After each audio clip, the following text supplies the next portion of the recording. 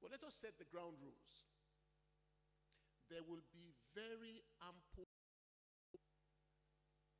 That way, an audience this large and this eager to learn will take some lessons home. Let me also tell you another story. When General Ibrahim Babangida was head of state of Nigeria, that many years ago, there was a debate called the IMF debate. And in order to consult with Nigerians at large, NTA went around the country. They met a particular old market woman, and they gave her the mic. They said, "Mama, what do you think about this IMF loan?" Mama said, "IMF loan? I don't know anything about it, but let them not take it." Now, I hope we don't have an audience of people who don't know anything about this subject, but who are insisting that we sign or not sign it. My second tonic for you: if you ever have to go to Europe the next time, please make sure you fly to a city called Brussels. It is a town in which the richest people are members of your profession. And why? They are practicing continental law. And I hope that that is one of the reasons that you are in this session this morning, to see what is in this free zone law, and act and treaty, and its various instruments for you as a practitioner of the law. The mandate of this panel is not to convince you that we shall sign or not sign. It is to educate, it is to open up the relevancies inside this document and this arrangement to this audience. I am going to stop there, and I am going to ask the man who knows all about it, all, and I do not say that glibly. He knows all about this document and more, to open up by giving us a keynote speech. It is therefore my pleasure indeed to invite Ambassador Chinedu Osakwe to give the opening paper.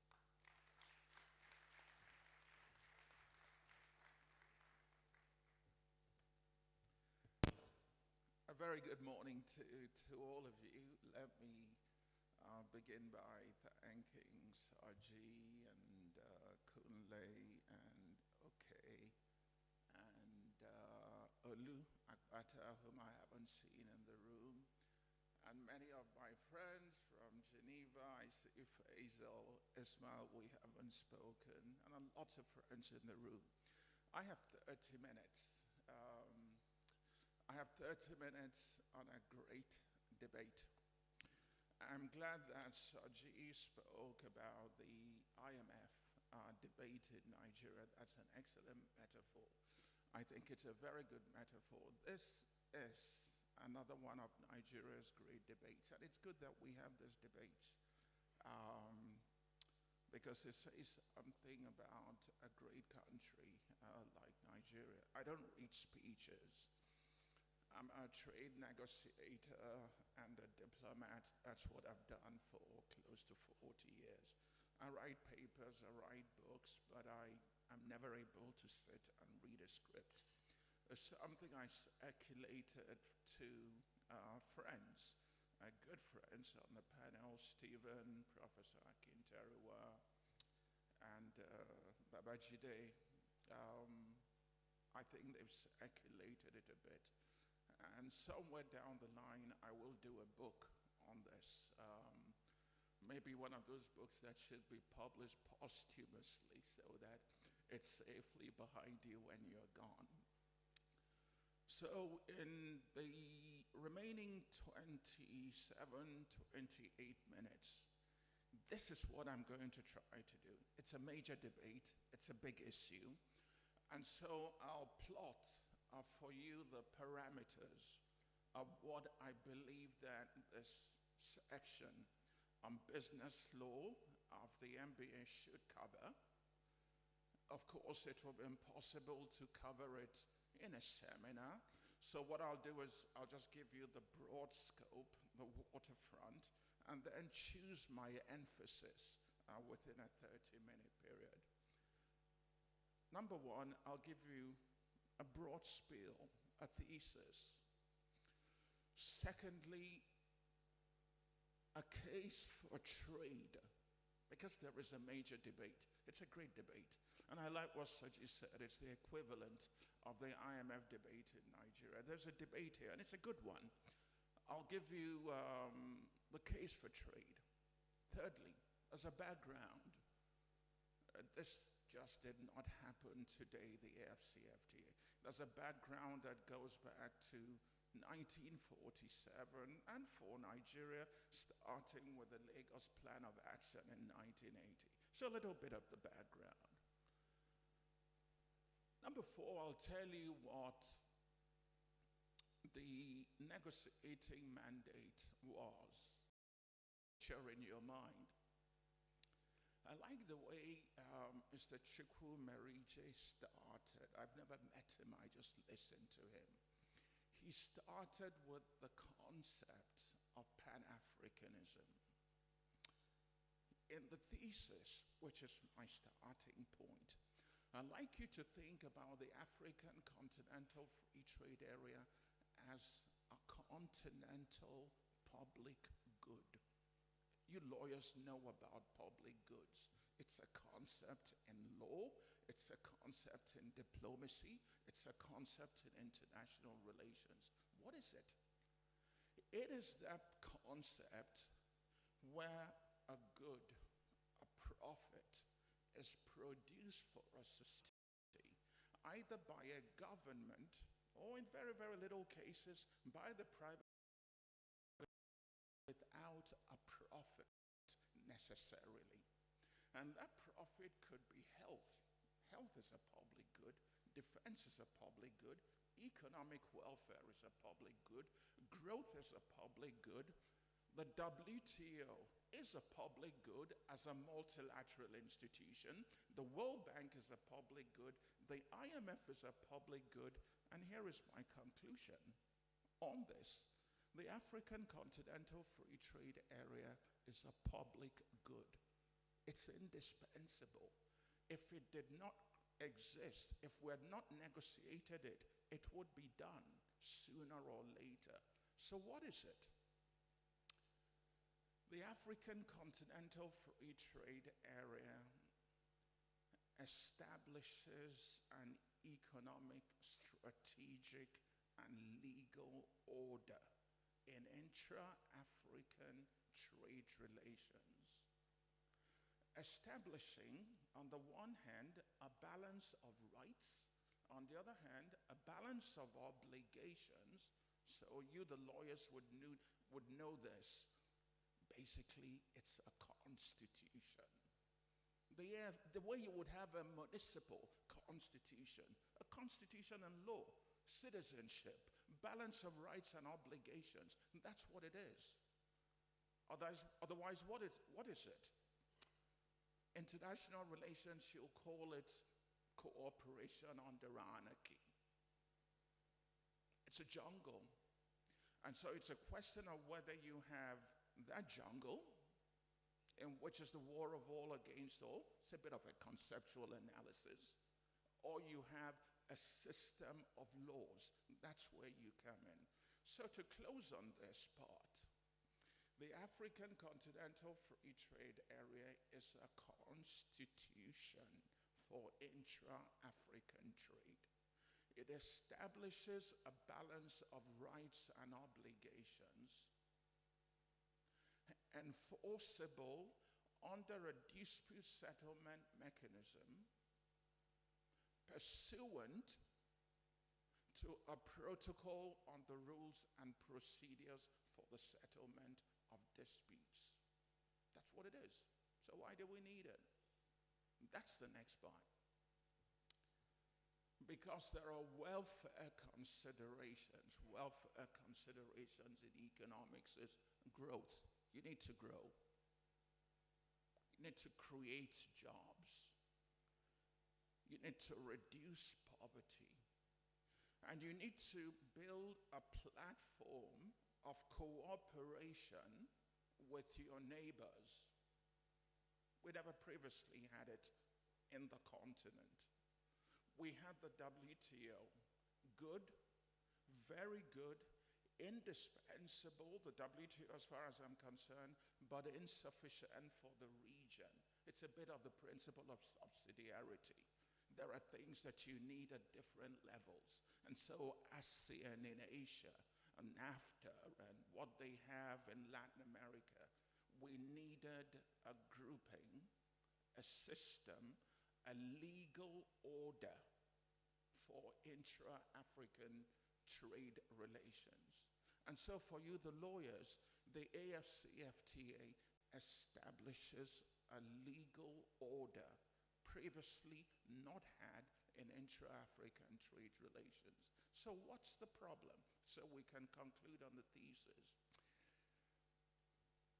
Because it's about trade, there's a generation of winners, of losers. There are issues apropos productivity, competitiveness, pressures for reform, and sous-entend, that's French. The underpinning also is that it also becomes ideological. There are those who have different ideas about how an economy should be grown. And in any economy, and Nigeria is a good example, typical, classical, think of any economy. You have those with offensive economic ambitions. There are those who want access to the markets of others. And there are those who prefer to play defense. And we should not vilify any, neither those who like an attacking game. And they exist here. One of the big lessons I learned from 3 months of consultations nationwide, nor should we vilify those who play defense. You know, you can't win a game either by playing offense and not defending, nor can you win that game by just defending and no scoring of goals. You have to be able to balance both. And this is part of what underpins the debate in our national economy today. And so to conclude on this first swathe, there's a book that's coming out in September. It will be published by Random House and Knopf. It's written by Robert Kagan, and the title of the book is already exciting. I have read bits of it. The Jungle Grows Back Again. And it's not talking about our economy. It's saying that even when you have liberal systems in some of the oldest democracies in the world, some of the most economically liberalizing systems, it's never a finally settled question. Because you look at some of the great economies today, I'm a diplomat, I never call names, I never engage in finger pointing. Even the most liberal, the most open, there's almost an addict-type recidivist behavior back into protectionism. No names. Reach your own conclusion. It's all headline news. And so you have to keep cutting that jungle. Keep clearing it. But read Robert Kagan's book when it was published in September. The jungle keeps growing back. What's the background? We have to spend a limited time on this. The African Continental Free Trade Area is Nigeria's idea. Lagos Plan of Action, 1980.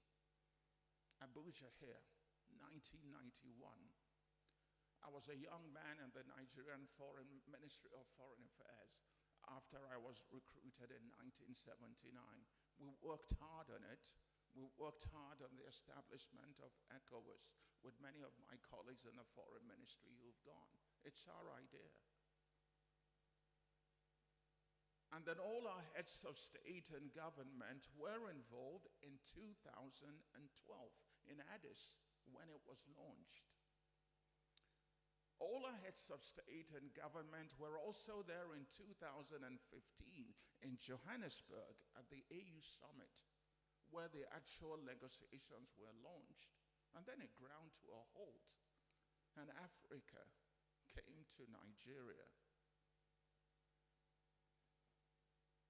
Babajide is there, he's with the African Union Commission. They said, we've got to move on the negotiations.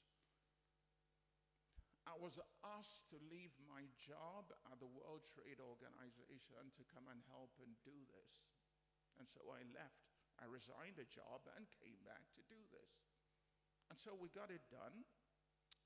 Myself chairing the negotiating forum, and the Trade and Industry and Investment Minister who spoke to you last night, chairing it at the level of ministers. And so we got it done. It's Nigeria's idea. Why should it be?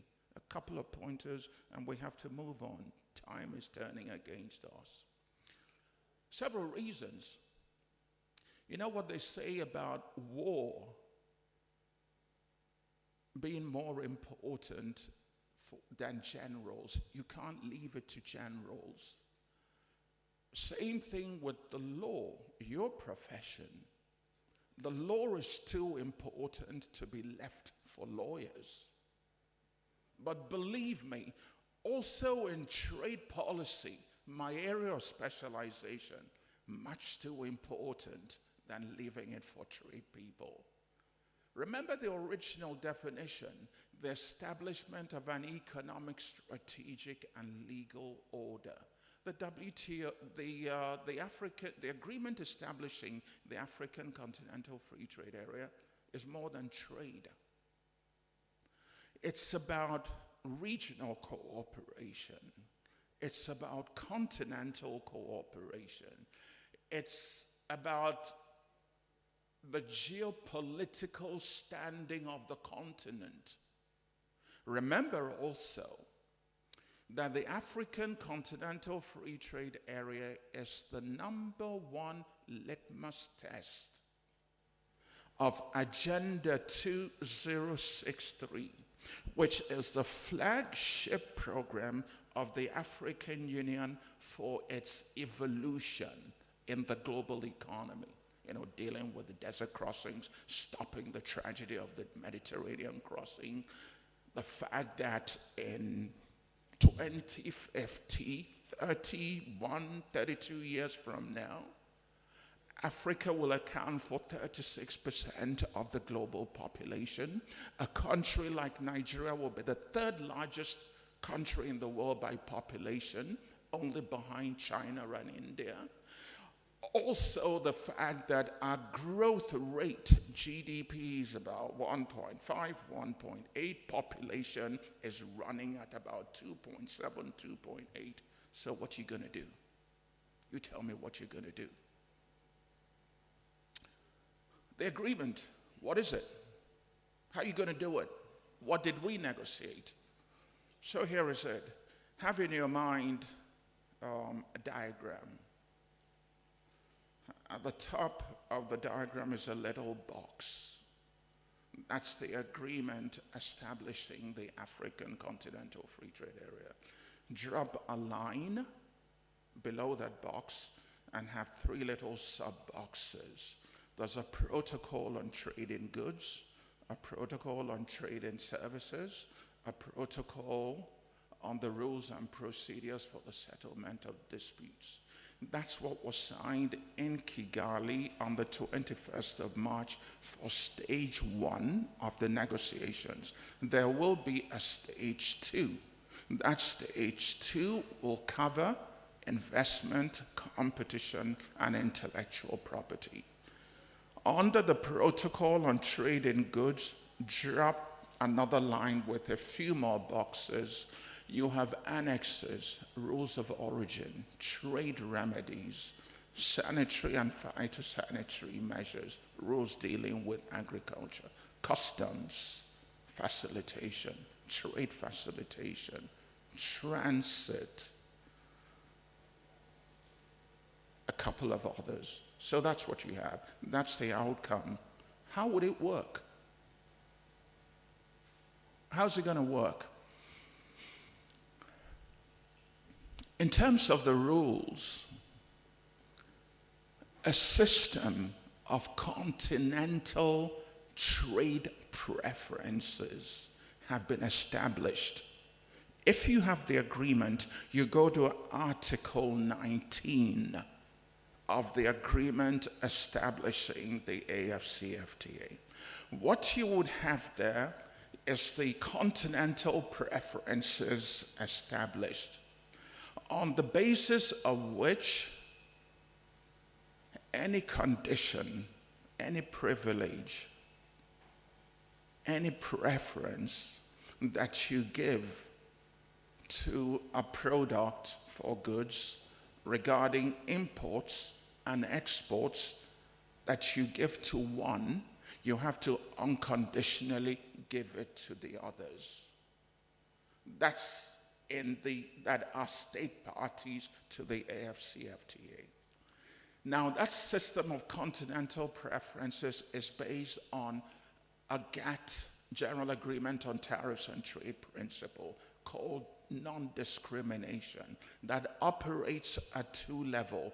At the border, its most favored nation regarding goods, merchandise. When it crosses the border and it comes inside, it's called national treatment. In other words, you apply a non-discriminatory treatment between like products of foreign and domestic origin.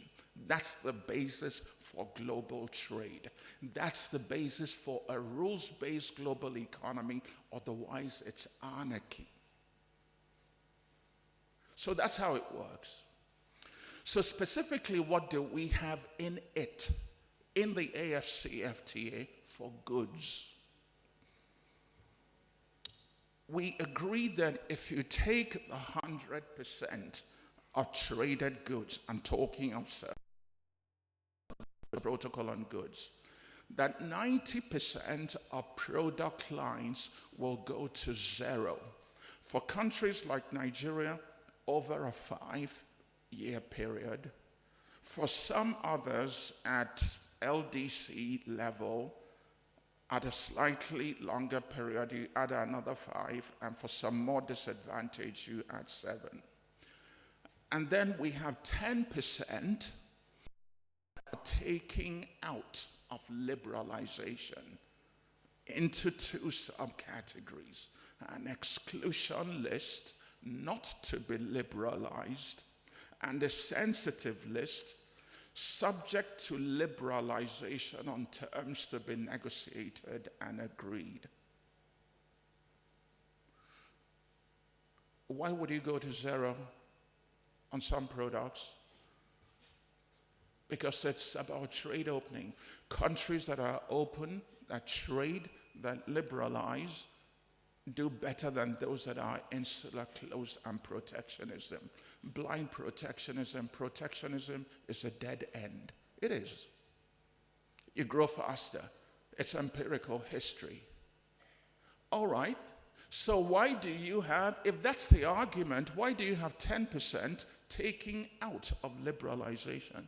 Well, there's a logic to it. Remember our offense and defense, because every economy has things to safeguard. I choose the word safeguard.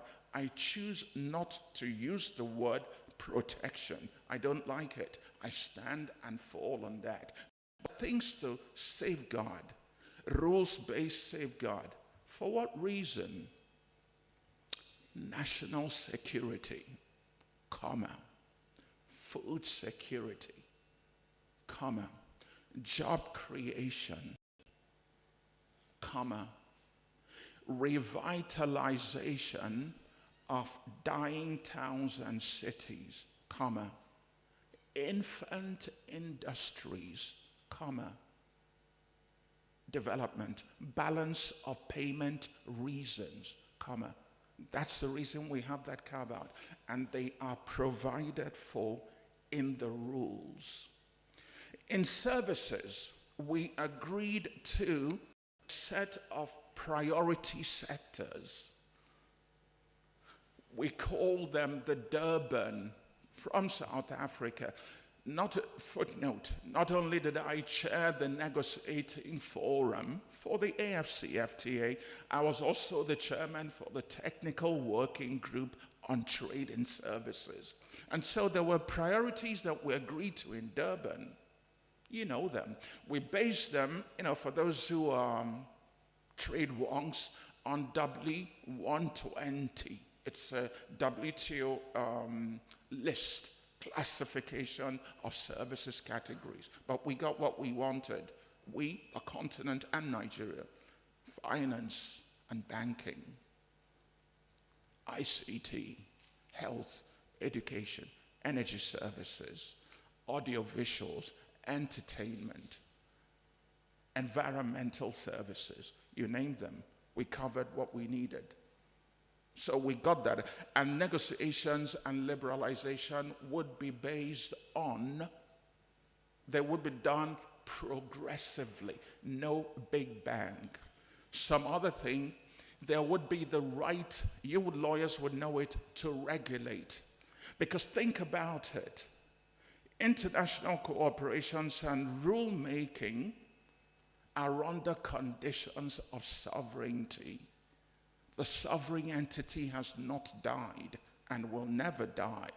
And so there's a retention on the sovereign right to regulate. Lots of other things. But here, this is what I'll say. So there's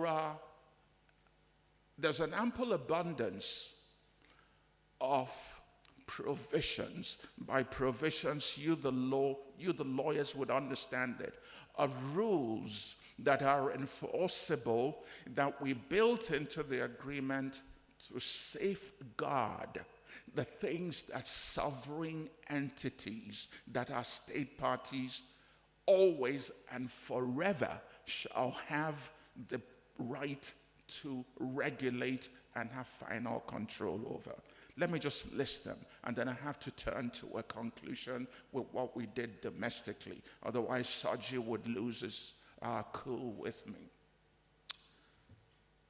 We established no less than 8-9 enforceable provisions for rules-based safeguards. What are they? 1, the 10% exclusion zone. I've already talked to you about that. 2, there is a provision on a waiver of obligations that you have in any international treaty, and many of you are treaty drafters. In other words, even with an accepted obligation, you can waive it, you can relinquish it under conditions that are either extenuating, serious. You guys speak in Latin. I don't. I think I know the Latin expressions. So you can waive an obligation. It's in there. Number 3. There is a provision on the amendment of schedules. The schedules for specific commitments for trade in services and the schedule for tariff concessions for trade in goods. In other words, even when you have done the specifics and they're all scheduled with an implementation matrix and you submit it and it becomes binding, you can amend it.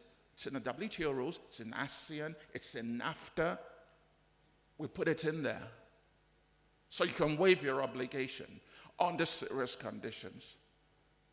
Number 4, we have trade remedy provisions, one of the major issues that came out of the domestic exercise. 3 of them, 3 of the trade remedy issues. If another party to the AFCFTA is selling this watch that it produced in its country at $100, but it's selling it in the Nigerian economy at $50. In other words, below its market and production price, you can offset it with anti-dumping duties. That's one trade remedy. It's in there. Same here. if another trading party does another kind of trade distorting measure, subsidizing this, produces it in country X, but gives export grants, export credits, give loans that it will never take back, in other words, distorting subsidies, you can apply another trade measure, countervailing duties. Another trade measure that we put in there. When you liberalize, it carries risk. This is what I've done for a living for 40 years. You can have a surge of imports because you've not done things properly or calculated them. The next trade remedy is what you call AFCFTA preferential safeguards. What's the metaphor? It's a handbrake. Boom, you just pull it. It's a bit of what some EU countries are doing. I don't like calling names, but this is headline news. With immigration, if it becomes destabilizing with regard to imports, you pull a brake. We have it in there. That's the safeguards. We have provisions on balance of payments that you can use if your country is undergoing an economic recession. Countries don't make a choice for recession. And so nothing in the AFCFTA, I'm now using the language, will prohibit a signatory or a state party from having its fiscal and monetary authorities take measures to improve its economic situation within defined time periods subject to renewal. We have a BOP provision. We have a provision on infant industries protection. We have a provision on special economic zones that we had to put in there for Africa, for the AU. Why? Because it's a different economic scenario. It's an underdeveloped region. You don't have, the reason I'm saying this, in the WTO rules, there's no provision on SEZs. We built them in because for us, the AFCFTA needed a pro-development dimension. I have to close. Let me save it for the juicy part. The toughest negotiations are not the ones with the outside. I used to be, my last job in the WTO was director of WTO Accessions Division. And so I did the negotiations for the accession of the Russian Federation. That was a challenge. And Kazakhstan, which was chapter 2 of the Russian Federation accession. These were tough. The AFCFTA, well, it was tough, but the toughest negotiations are those that are domestic. And it's not just Nigeria. It's like that in all the major economies. And so, we got a directive. Saji, can you take 2 more minutes? 1 minute? 2 minutes? 2 minutes. We got a directive from our president, in my view, wise, very sensitive, correctly sensitive to the political economy of Nigeria. It's not a small economy. Nigeria is not just the #1 economy in Africa. Nigeria is the 26th largest economy in the world. It's not a simple place. It's big, and the potentials are bigger. And so the president said to us, go across Nigeria. I want you to talk to the stakeholders, MDAs, private sector, and find out what they think. Describe the agreement to them, ask them for their views. And so we did it. 3 months, 15th of March to the 14th of June. We had 27 dedicated consultations with particular groups. We went to all the 6 geopolitical zones, and what I was told is a transparency exercise without precedent. I spoke to 1,900 natural persons. I'm a bit of a wonk, I count. We spent approximately 190 hours talking across this country. What did we get? largely. There is significant support that Nigeria goes ahead with this for lots of reasons they gave. Our leadership, our geopolitical standing, market access, an opportunity for growth. It's our idea.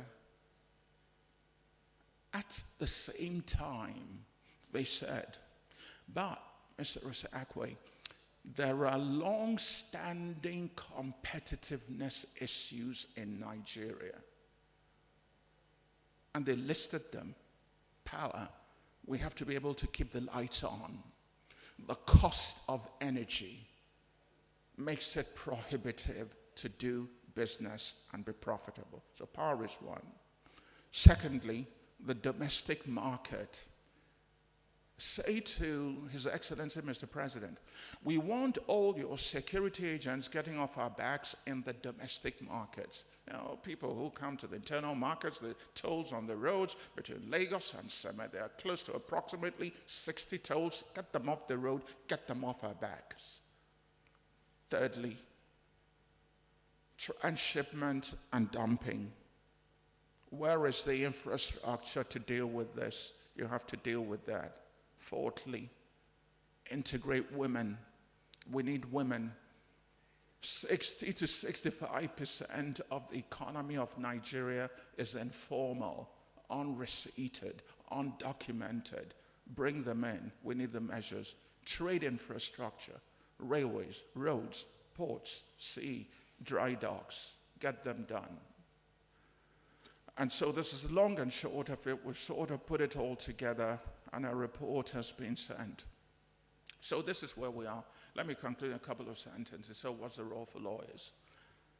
The AFCFTA is legalese. It's also, there's an economic dimension to it. You have to read it.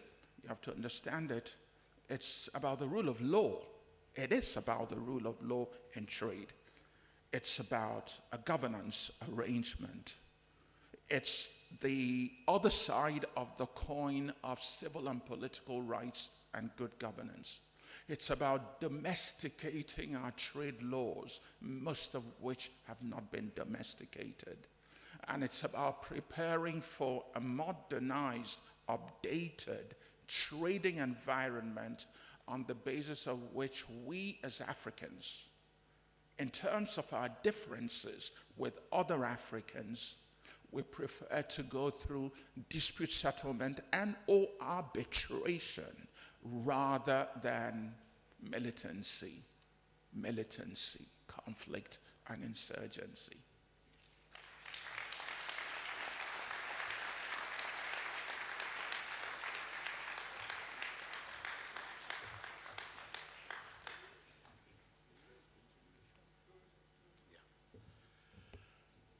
Ladies and gentlemen,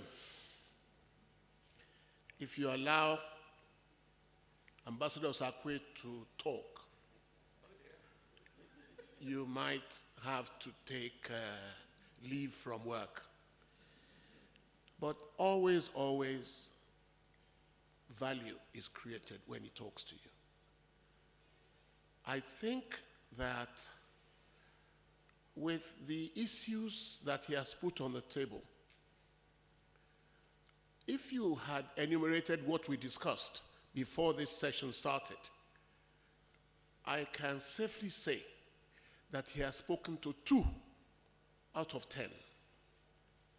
The issues are numerous, and I am so glad that the SBL is going to give this subject a robust treatment. But something has come out, and I'm not the kind of moderator that summarizes people who are more intelligent than me. But a few things have come out. There are robust ameliorations already built into that document. Secondly, there is room to step out of the room, think, and come back to the table. And I will hope that you'll be smiling when I am saying all this, because in the detail, in the letter of that document is work for lawyers. You won't applaud? Well, I will hug it all to myself because I've been spending sleepless nights on this document. And I think you should spend time on it. I would like for us to listen to the two sides of the sign and don't sign. He's giving us the formal and official position which he has canvassed energetically, and I call it the Osakwe treatment. But please don't forget that Africa is taking full advantage of the exposure of one of its own to the emergence and structure of world trade. This man has seen it at many levels. He is now back here to try and put it on ground Africa. We should not think just Nigeria. We should think about the kind of influence Nigeria will have in Africa, the kind of work Nigeria has to do in Africa. This panel will expose to you where all these advantages lie. It is therefore my pleasure and privilege to invite the first panelist, Professor Akintoniwa, who comes suitably qualified, having been in his own time Director General of the Nigeria Institute of International Affairs, to bring a totally different color, I expect, to this subject. Professor Akintoniwa.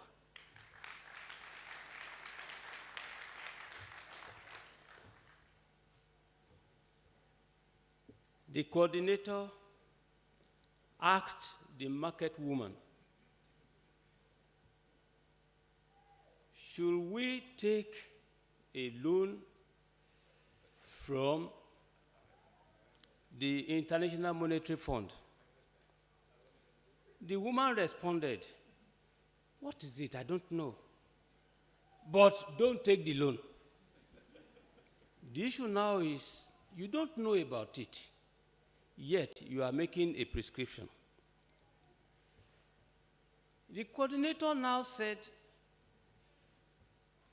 if the market woman did not know, we have here present an Osakwe who will give us, quote and unquote, a treatment thereafter, who knew, who knows everything.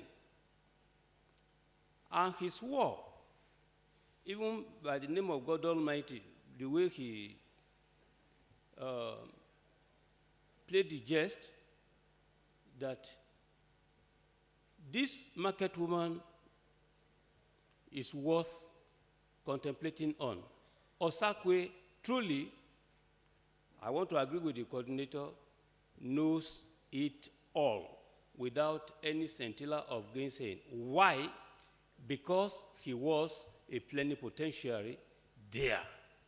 He saw it, he played active part. On this basis, Ambassador Osakwe has done his best. But how is the Nigerian community, the people of Nigeria, the government of Nigeria, how are they looking at what has been well done? In their eyes, it appears that his best is not good enough for them. Now, if an Osakwe has given us a treatment, Osakwe's treatment, according to the coordinator, I think we should be talking about the diagnosis of the treatment to enable us now see where the other school of thought is. Within the time limit given me, I will address the diagnosis at 5 levels. The first one is at the level of the mandate given to Ambassador Osakwe in his capacity as the head of the Nigerian Office of, for Trade Negotiation. As an ambassador, and for that matter, a plenipotentiary, the implication of being a plenipotentiary is that you have full powers to go and negotiate. All right? Then come back and tell the sending state what you have done. Now, the issue is that Ambassador Osakwe, according to the mandate, is supposed to put all the 5 points in just one clause. Ensure that the national interest is well protected. To ensure that Nigeria's leadership in the foreseeable future, all right, is guaranteed. When you take a critical look at the provisions of the agreement, there is no disputing the fact that to a very great extent, this has been done. But the issue is that psychology of human differences does not allow everyone here present to understand in the same way all that we have listened to see what is on the board the same way. Now, why is it that what has been done by Ambassador Osakwe has not been well understood? Why the misgiving? The issue is simply that the stakeholders in Nigeria have claimed that they were not consulted. That is a beautiful hypothesis, subject to further verification. If there had been consultations, probably they were not enough. And if there were, who were those consulted? But from the records of the Manufacturers Association of Nigeria, the claim was made that they were not consulted. Their major concern is that at the end of the day, they were not ready. This is the bitter truth. If they had not been consulted, now consultations are on in the 6 geopolitical zones. But they claimed 2-3 days ago that in spite of the consultations going on, what transpired during such negotiations have not reflected the reality, the situational reality in the report given. And they are now saying, they are asking the federal government not to still sign. Now, the second point is, no, I've given you the mandate that Ambassador Osakwe is supposed to protect the national interest.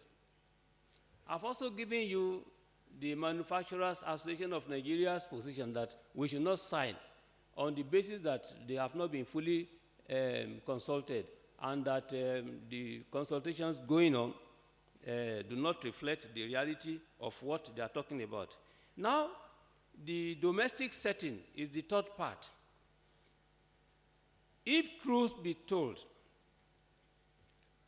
argument has been advanced that if we do sign, Nigeria is likely to become a dumping ground for foreign goods.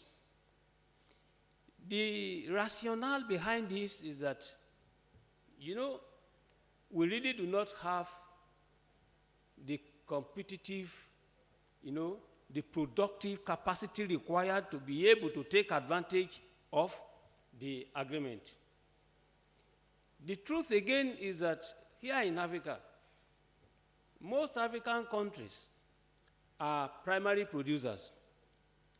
And at the end of the day, we all know that some African countries do have a special relationship with foreign countries, where the most favored clause can apply.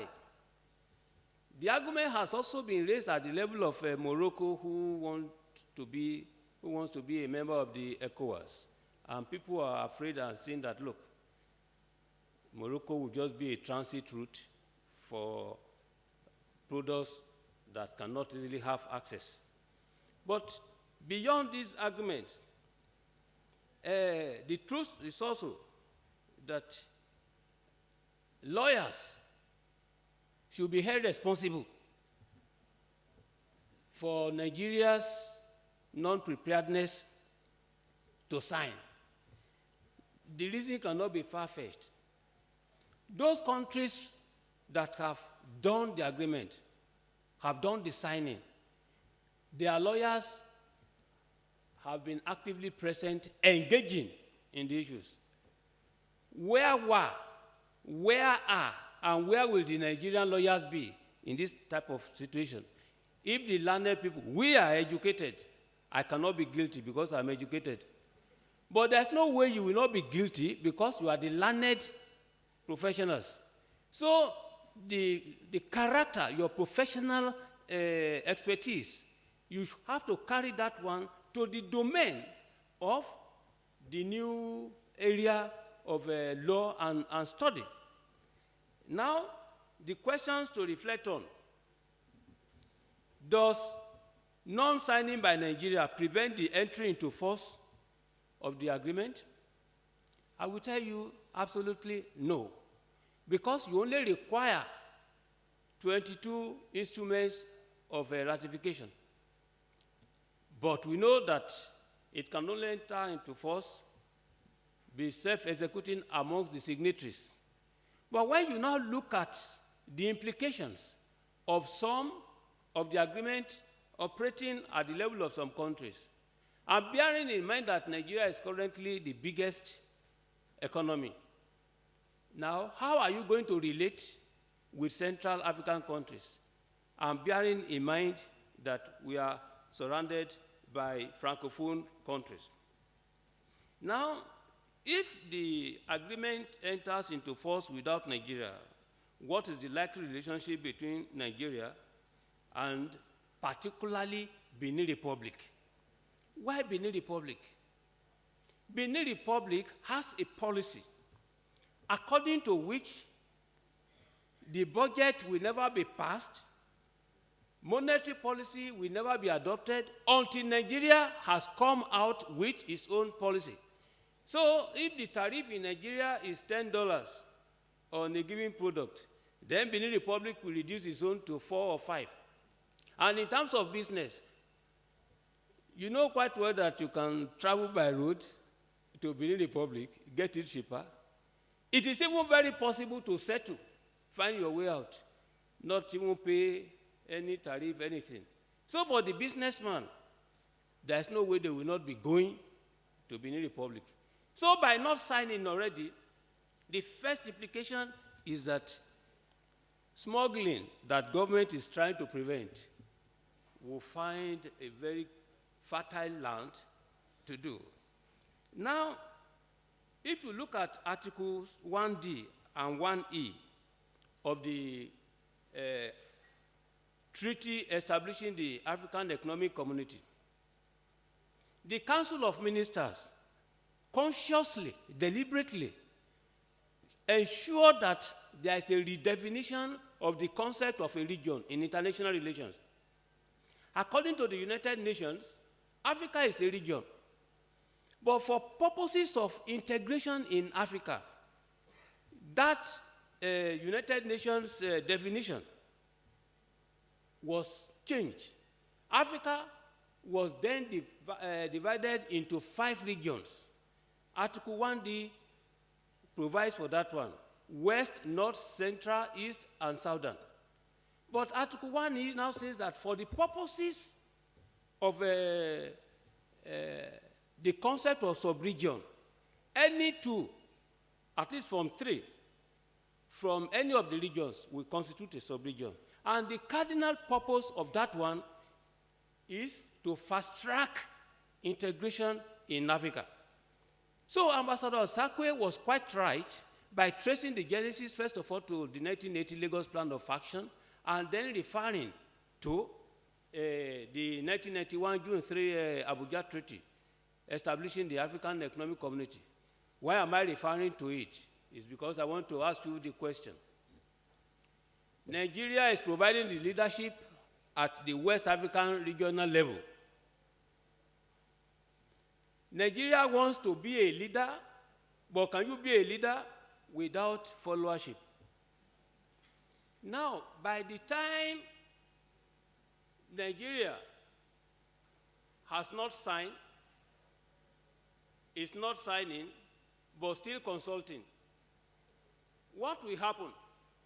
The issue now is that you cannot have and eat or have your cake. The choice now is that where do we go from here? I am already going. Where do we go? Where do we go from here? The issue is that at the end of the day, the future depends on all of us.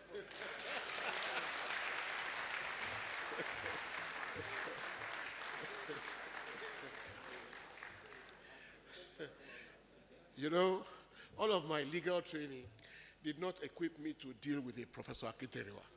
I mean, I just don't know how to deal with him. But I think he has given us that lateral view that assists this discussion. Very kind man. He says that the blame for ignorance and non-consultation is on you guys. They are awarding the territory to you free of charge. So what are we waiting for?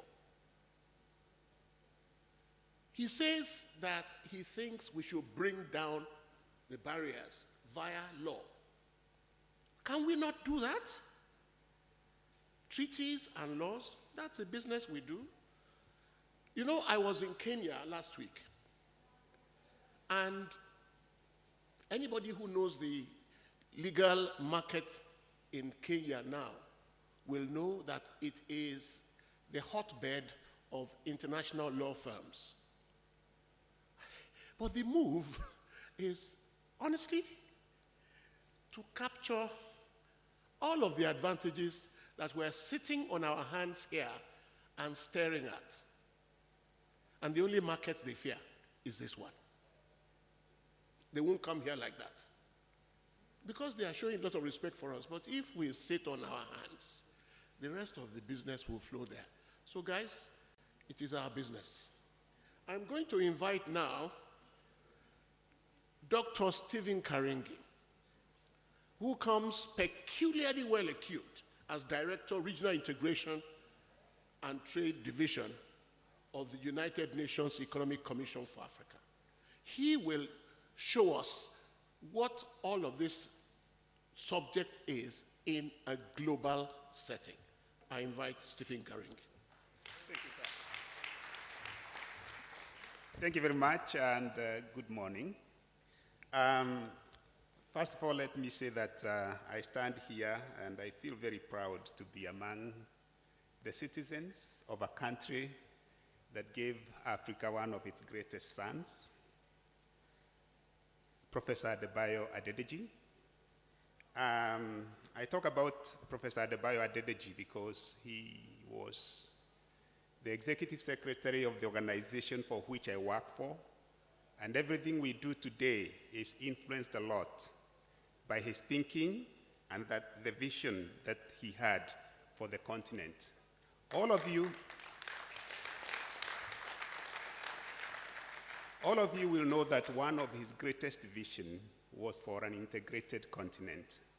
And he put the resources of the ECA behind the establishment of continental institutions and sub-regional institutions within the continent, with this hope that one day Africa will be integrated in a way that African people will be able to move across the borders, be able to do business wherever they are in the continent.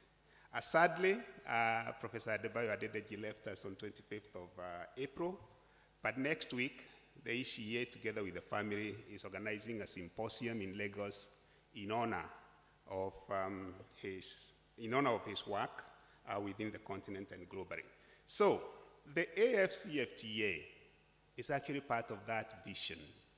And that's why I'm happy that we are having this conversation. So let me give a global context for the AFCFTA.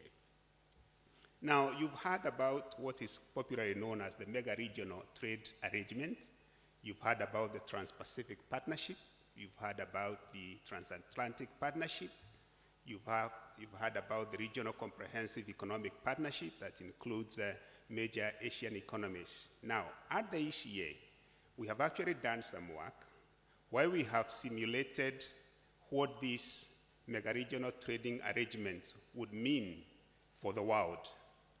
And what we found out is that if those mega-regional trading arrangements came into force and Africa did nothing, Africa would actually be a net loser.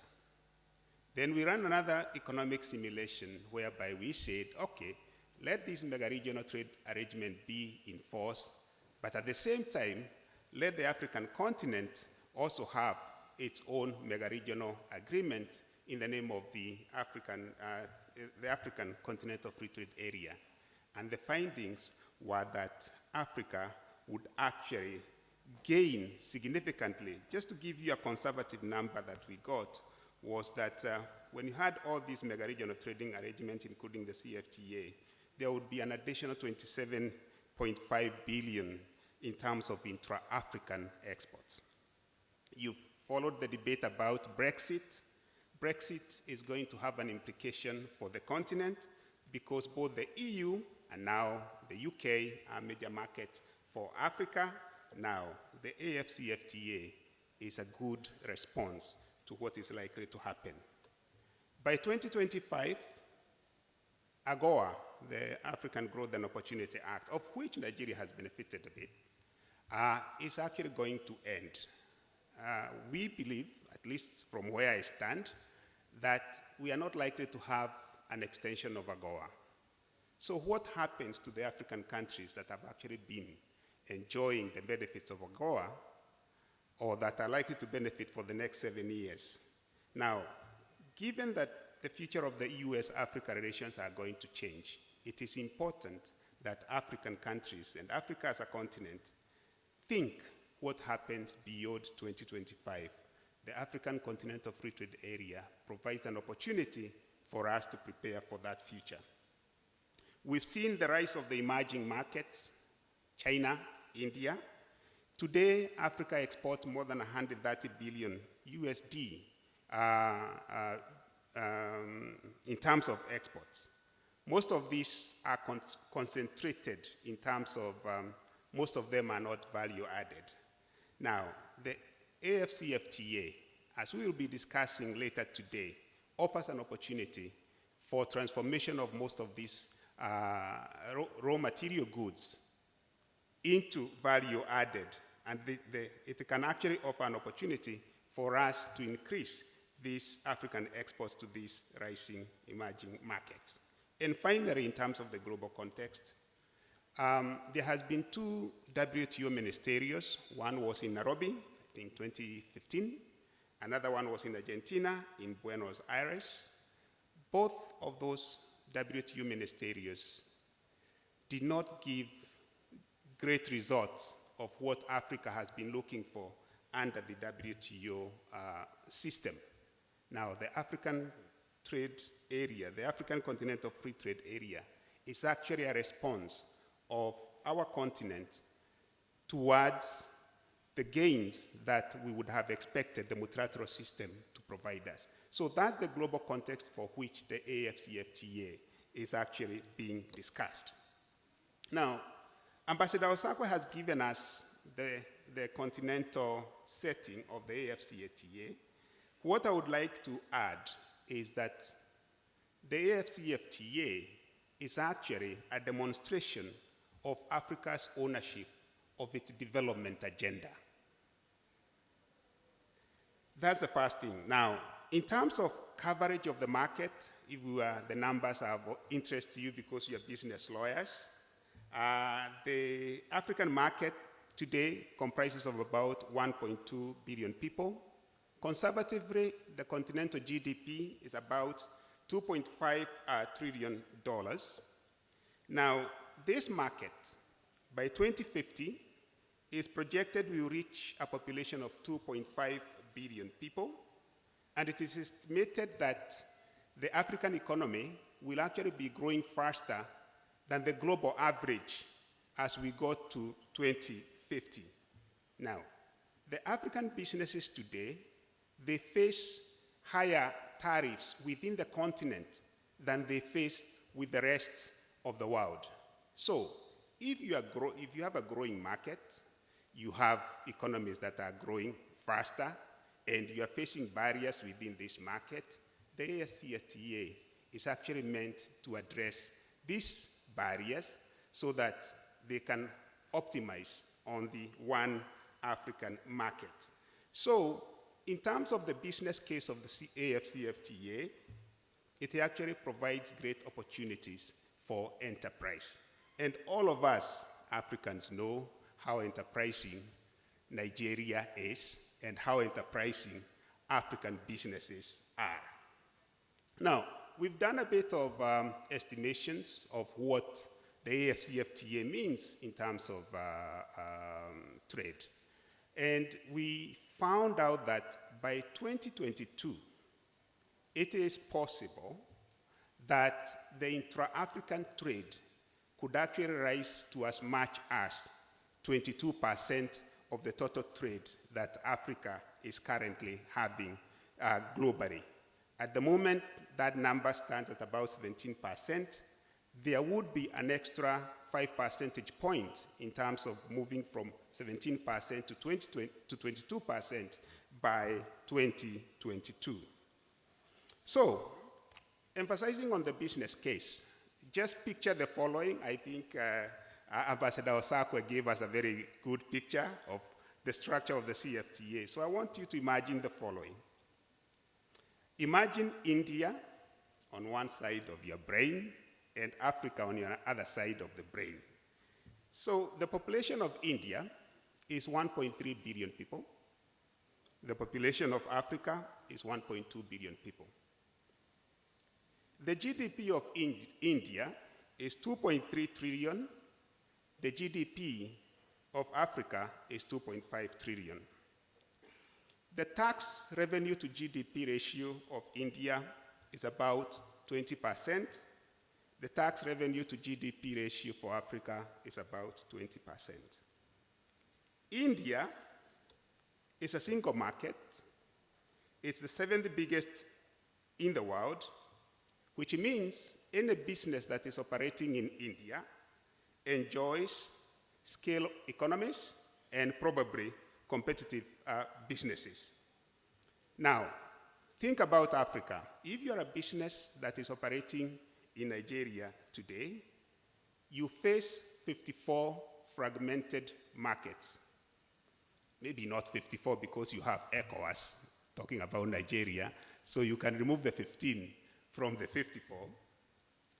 And if you're a business operating in Africa, you also face 107 unique land borders. And I mentioned you also have an average of 6.9% tariffs that you face each day. So as you can see, in terms of business case, there is merit in bringing down these barriers so that you remove these 6.9 additional tariff margins that businesses face. At the same time, break down the 107 unique land borders that you have to face. So that's the business case for the CFTA. Now, but we are not just thinking about today. I think when we think about this, it has taken us 50 years to be having a signed instrument for establishing the CFTA. But if you think 50 years from now, by 2050, in a low-case scenario, the African GDP is going to be just over $8 trillion. And in a very optimistic scenario, it's going to be around $11 trillion. Obviously, when we are thinking about the AFCFTA and its merit, I think we have to look at this economic size. So the conversation that we are having here today is important because there are quite a number of young Africans, including young Africans here in Nigeria, who are establishing businesses. Maybe they're in their 20s, but by 2050, they'll actually be having a market of more than $8 trillion to operate in. And so if we do not break down the barriers now, we are actually limiting the opportunities of these young entrepreneurs. Now, to conclude, is the CFTA inclusive? SMEs, they account up to 80% of the continent businesses, and as business lawyers, I know you deal with them each day. We also know that African SMEs, they struggle a lot to penetrate the global market. By having the CFTA, you are actually offering these SMEs an opportunity to learn and to grow, to scale, for them to be able to join the global value chains, because the CFTA is actually offering an opportunity for regional value chains. And finally, does the CFTA cater for women? We've done some simulations whereby, first of all, you look at the global impacts of the CFTA, and then you can then get those results and feed them into what we call in economics a micro-simulation model that is informed by the household survey data that most countries have, including Nigeria. And our findings are that actually the CFTA is likely, most likely to be gender neutral. It will offer opportunities, equal opportunities to both women businesses, and also male-owned businesses. So the CFTA has an inclusive agenda, but beyond that, it is actually the opportunity that the CFTA offers the young people in the continent, the SMEs in the continent, for them to be able to play in a bigger one market within the continent and also in the global scale. So, moderator, I think I've given a global context for this agreement, and I hope that the conversations will continue even as we await for the biggest economy in the continent to be part and parcel of this. At the strength of institutions. How do institutions evolve? Institutions evolve through the engagement of people who have an interest, who invariably create boundaries. In 1998, I wrote a book titled Managing Uncertainty, Competition and Strategy in Emerging Economies. And it was essentially about a point that a fellow who won a Nobel Prize in economics for this work, Douglas North, makes remarkably well about how institutions evolve. And I think that lawyers need to see an obligation in the growth of the public sphere. In a democracy, the public sphere, reasoned conversation is at the heart of rigor in policy making and progress. But there is limited rigor in policy making in our environment. And so we keep being on the short end. We can talk about power as a problem, and manufacturers have it right, to say, look, that's making them uncompetitive. But why do we have those kinds of challenges? Why are we continuing to have these uncompetitive issues and then use them as excuses for not then doing the needful for growth? One of the things that this will do to us is force us to look at our environment of doing business. Every day on television, we're talking about how it's getting better, how we're doing this, doing that. It's not true.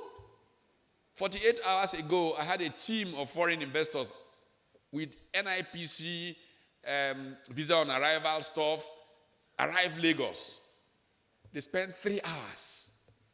First, we have to change mindsets. The immigration official sees himself as a blockage to anything. Maybe to extract some kind of rent or something. But I like to remind people of an experience I had 1984. It changed. I witnessed the change later. I arrived at Harare. And as I gave the immigration person my passport, he looked at it and said, Nigerian passport, thank you for coming to spend that your petrodollar in our country. And the fellow was a public relations officer for his country. Of course, I went back 25 years later, it was a different story. But, that mindset thing makes a huge difference. So if you just begin to say to people who are manufacturing, there's deindustrialization going on in Nigeria and all of that. But if you take a different perspective of what this can do to you, just yesterday, Volkswagen announced that it was going to set up a plant in Kigali. Now, Volkswagen, as most of you know, I worked for that company here in Nigeria. Things were such that at the time I was arriving in the company, Volkswagen had decided to leave Nigeria. And they just looked for the opportunity to exit. Now, if they set up a plant in Kigali, somebody who's manufacturing in Nigeria should be afraid that what is produced there will come to Nigeria. But why is Nigeria not able to compete? Because we do not have an elite that has, even though we're very entrepreneurial and all that, we have an elite still living in a rent economy. Look, textiles were the second biggest employers of labor in Nigeria, textiles. At another conference, a fellow who was running one of the biggest textile mills in Kaduna at the time said, Nigeria has certain trends, certain weaknesses, power is one of those, but if we could co-produce between Nigeria, Mali, and Ghana, set up plants to do different things, we could be enormously competitive. But because we do not have these kinds of intra-African trade, we are unable to become more globally competitive. And what has happened? The textile industry in Nigeria is literally dead today. What used to be the second biggest employer of labor in Nigeria. So, at a point, some of us began to think, if the problem is the nature of government in Nigeria, can we encourage a different kind of private sector engagement? I was personally directly involved with Baba Kandiaye's effort to start the Africa Business Roundtable. I actually carried the first letters to a couple of the Nigerian players in 1987 or so. The Africa Business Roundtable turned out not to work so well. And the Afro-Exim Bank wanted to start a different kind of initiative. Again, John Louis Ekra invited me to the meeting in Cairo at which Path Track was discussed. Now, the bottom line of all of this is that our economies will not take advantage of the possibilities before us until we get to thinking more intra-African trade. We need to grow intra-African trade, and we need a path track, for example, but we should be sensitive to transitions. There's a crude way of putting it. We have to find a way of bribing those who are currently caught either in the challenges we have or caught in the fact that, well, they have disadvantages, like manufacturers. What should we do to encourage them to to move into more globally competitive play, where they can take the factor endowments of Nigeria, for example, and play in a global value chain in which they can reap enormous benefits? Okay, the hangman is standing by here, and I don't want to be executed.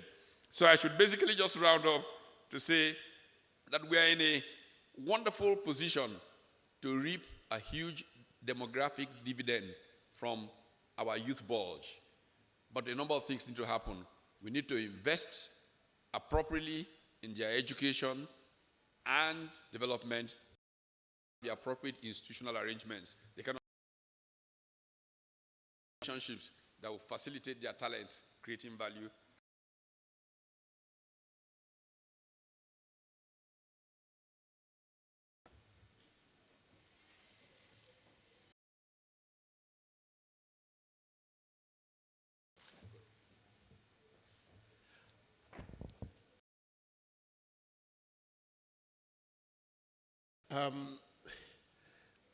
The issue is getting more difficult.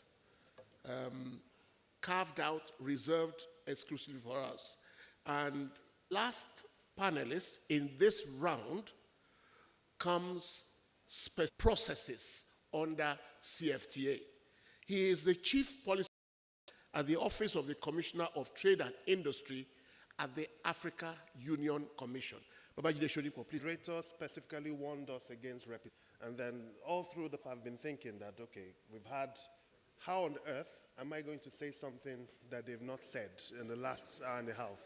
And then, of course, I recall that seniority is at a premium in the legal profession, and I just have to accept my lot in life and try to think of something clever and different to say in the next couple of minutes. I think I'm going to really focus on maybe three things. One with regards to the process, which the moderator has mentioned. I'm going to spend very little time on that because the process is over. Now we're looking at implementation. The second thing I'm going to emphasize, given the context of what is going on in Nigeria at the moment, which is that at the moment there is a debate about whether or not Nigeria will sign or whether it shouldn't sign. Through my presentation, of course, I'll be wearing two different hats and I'll be changing them at my own pleasure. I'll be changing from the hat of speaking on behalf of the African Union Commission, as well as speaking as a Nigerian. And I think I'll conclude on one point, or a few points, related to what happens if Nigeria does not sign the agreement, right? Just to properly contextualize it. So, at the end of the day, what we have, the CFTA at this point, it's not an abstract concept. It is essentially a legal document, right? It's a legal treaty, basically a piece of paper with words written on it in all the official languages of the African Union, English, Arabic, French, and Portuguese. It is a legal agreement. And that, first of all, creates a certain advantage for lawyers in the sense that it is your document. And to the extent that you don't expect your clients to spend time reading complex, obscure legal language of international trade, the extent that the value that you have or that you add to clients is in terms of being able to interpret, explain, analyze, and apply the implications of this to the real life businesses of your clients, then you must understand that the CFTA agreement is first and foremost your agreement. And whatever limitations, whatever challenges, whatever the lack of understanding, however diluted the debate in Nigeria is at the moment, it is only the lawyers that can step up to address it. So the process for the agreement is a process whereby 55 different African countries sat together in a room over the course of 3 years to negotiate, agree, determine every single line, every single word, every single comma, even the paragraph spaces. It was sat down and negotiated and agreed at the end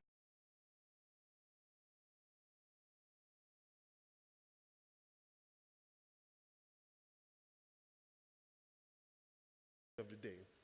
And as such, you must realize that out of all the different trade agreements, whether it is the World Trade Organization, the Economic Partnership Agreement and all that, this is the one trade agreement where, without any doubt, African countries, and at some point led by Nigeria, agreed and created for themselves. So if there is going to be a debate about the AFCFTA in Nigeria, we should not think about it as some alien document that was brought for some people. No, it's a document which you, as Nigeria, as part of the African Union, agreed to with regards to your negotiators, who you mandated to go ahead and defend your interests in that particular regard. So what does this mean? I think, again, like I said, related to the context of the debate that is going on, there must be a balanced debate about the agreement, its implications, its potential impacts, and its possible shortcomings. And the emphasis here is balance. Now, why am I emphasizing balance? I think just following the debates in Nigeria, I think it's fair to say that the debate has not been very, very balanced. I think I'll point out three things. First of all, practically, and I think this bears repeating, apologies to the moderator because I'll be repeating what 2 or 3 people have said. Every single doubt, every single misgiving, every single fear, right, that is related to the implementation of the agreement has a built-in safeguard written into the agreement to address it. So it's almost like saying that, okay, there's going to be a football match, but then because you're afraid that opponents will foul you, you don't want to play the football match. Of course, there will be fouling in a football match, but then there are rules within the game to address when fouls happen. And you're not going to say, I'm not going to play because I'm afraid that I'm going to be tricked, and so on and so forth. So we must understand and we must realize that every single thing, whether it is related to transshipment, whether it is related to anti-dumping, whether it is related to smuggling, trade facilitation, every single thing, every single concern that we have heard in the debate about the CFTA has something within the agreement that attempts to address it, that attempts to mitigate it. International trade agreements was not created by the AFCFTA. This is something that there is well-established practice over at least 100 years. And every single challenge that Nigerian producers have are the same challenges that producers that have been negotiating trade agreements for the past couple of decades have had, and there is well-established practice in international trade law to address these misgivings. And I think really it is these kinds of solutions that lawyers are peculiarly equipped to communicate, to educate, and eventually to implement. Now, specifically, one other way that the debate has not been balanced. The scope of the agreement covers trade in goods, which talks about trade in physical goods. It covers trade in services, it covers investment, intellectual property, competition policy, and so many different other things.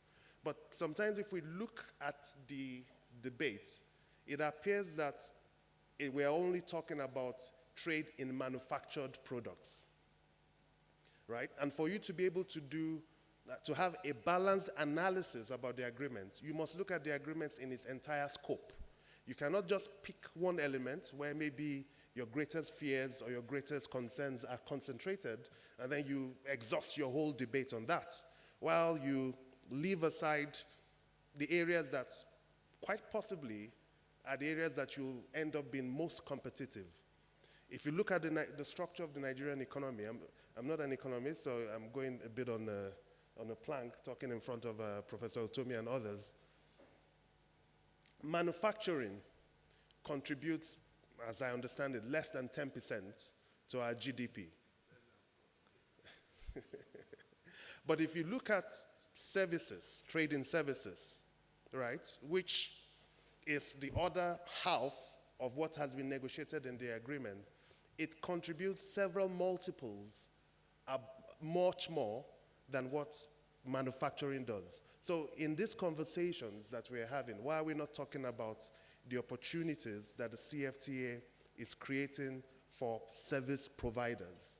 And I think particularly within the context of this room, maybe there might be 1 or 2 people that manufacture bibs and gowns. I want to believe that lawyers are essentially service providers.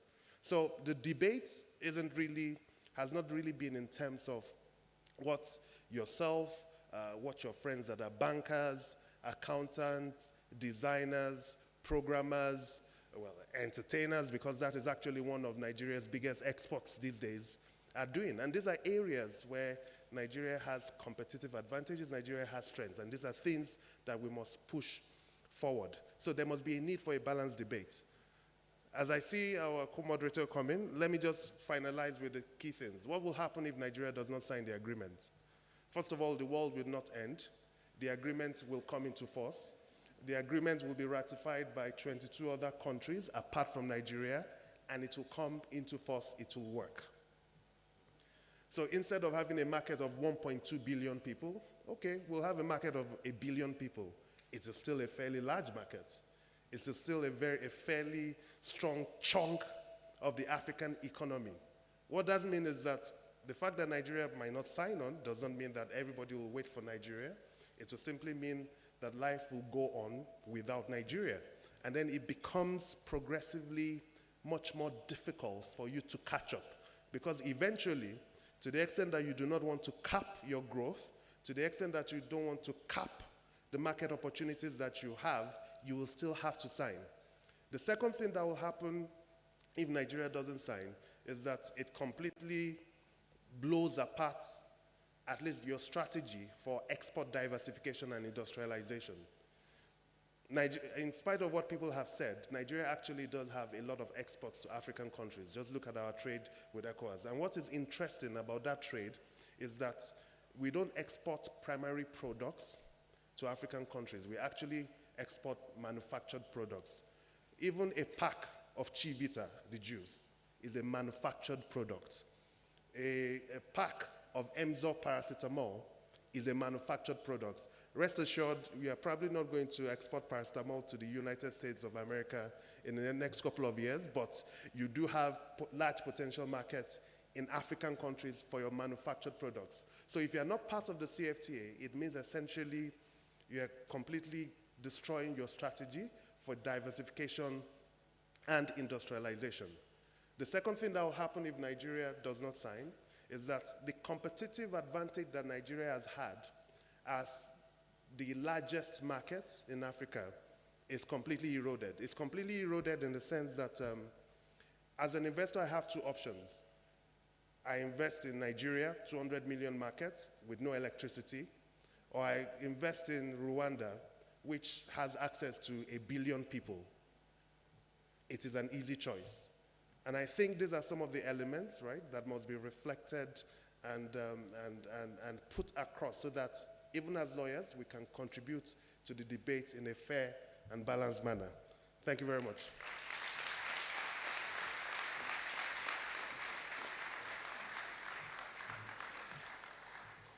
Thank you, Babajide. I wanted to score my panelists, and I have been scoring them until Babajide spoke. Because really and truly, that question about, so what will happen if we don't sign? It just blows everything out of the water.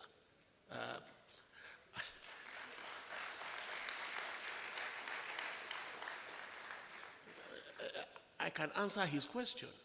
I will simply disbar myself from here and rebar myself in Nairobi or Kigali. I need 1 billion people market. I don't need 200. So the issues are all before us. As we have agreed, written questions have arrived. I am going to read them for you. There's no mic. I will read the person who posed the question. I will read their question, and the panelists will opt to take whichever one they choose. So if there are more questions, let them come in now, because the clock behind us is ticking. It has reduced our question time by 11 minutes, but we have to make very good use of the time we've got. From Dr. Emilia Onyema, she asks, what sort of public consultations were held on the AFCTA in Nigeria before the signing in Kigali? Dr. Onyema, were you a fly on the wall at our preparations? We have taken this question this morning.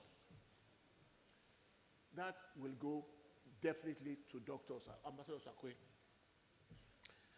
My friend Mfon Ekong Usoro, she has 3 questions. I am going to admit 2. She says, some of the safeguards and opt-out provisions of AFCA appear to be built in self-destructive mechanisms, i.e. waiver of obligations, amendment of schedule that constrict liberalization. How do we prevent this outcome. And then finally she remembers that she's a lawyer, and she asks a lawyer question. Why do Nigeria's trade negotiations routinely exclude active involvement of lawyers in negotiations, especially on services? Ozioma Izuora says, so far, I haven't heard mention of the word corruption. Is this deliberate?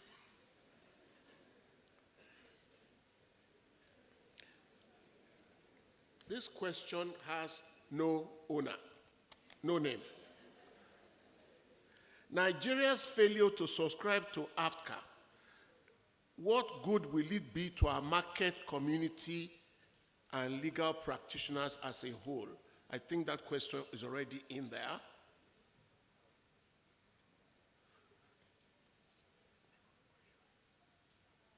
Yes. Ozioma asks, AFCA is supposed to be women-friendly. Who said so? Is there a lesson to be learned from the composition of this panel?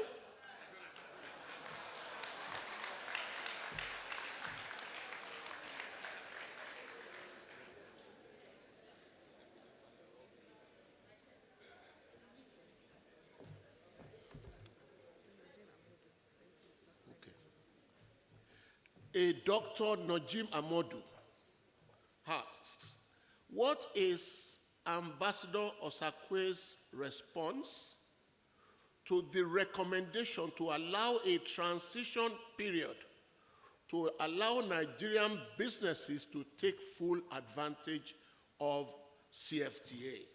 Fantastic question. James Lawrence of the Arise News Network. Why is trade between African countries relatively low, seeing that it accounts for only 10% of all commerce on the continent, compared with 25% in Southeast Asia? That's Jane Lawrence.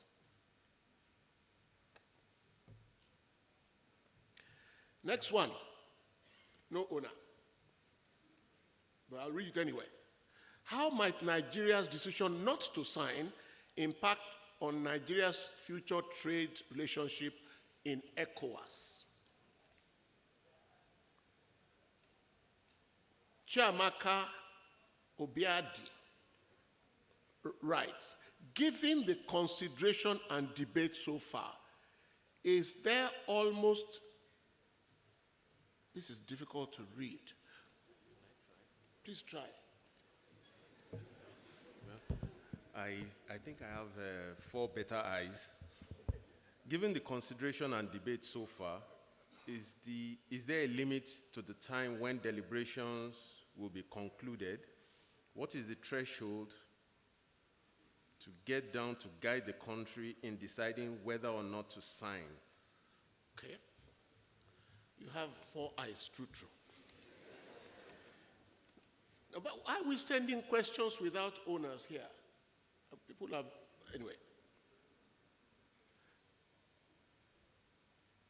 True, there are safeguards in the agreement to mitigate and deal with fears.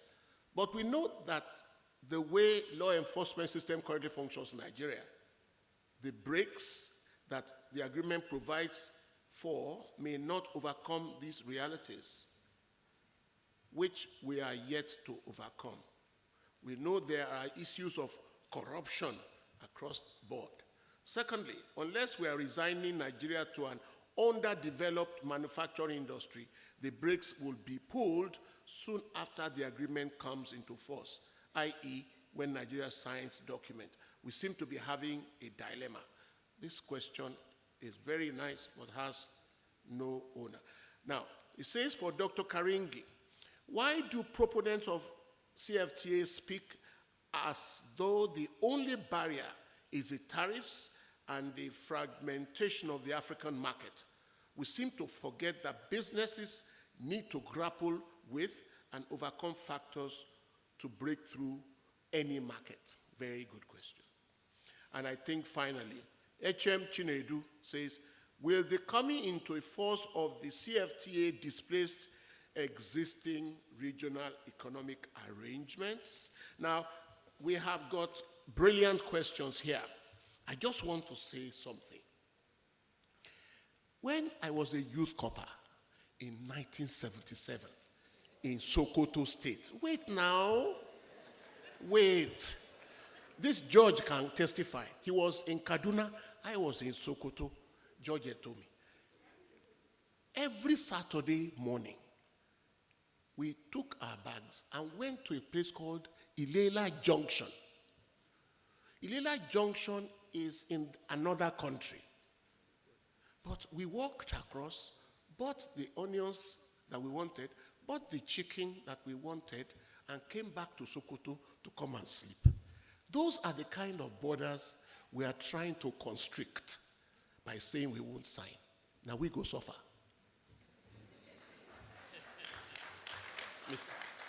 Thank you very much. Mr. Chairman, let me crave your kind indulgence to try and answer just one question, and that has to do with the composition of this panel.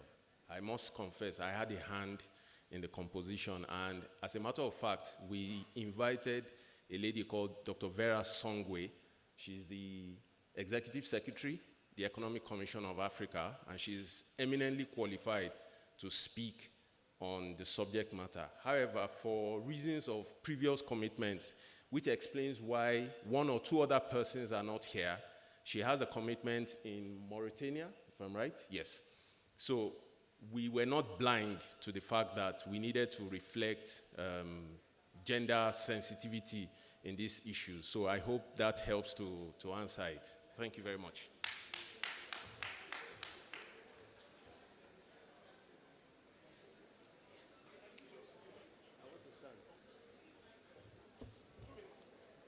Okay, 2 minutes. The Ilela experience, I would say we need borders that unite, to borrow the words of Professor Anthony Ashiwaju. Borders do not need to divide.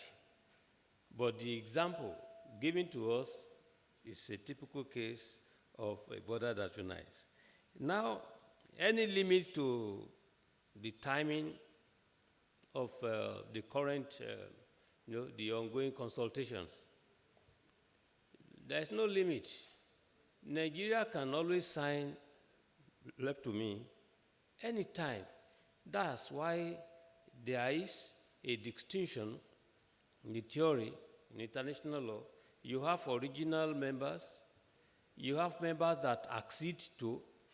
So when, for instance, you are able to be part and parcel of the original members, it's better. But if the treaty has entered into force, accession is only meant for countries that were not, members. The status that Nigeria wants, we'll see. The question as to consultations, the ambassador himself is there.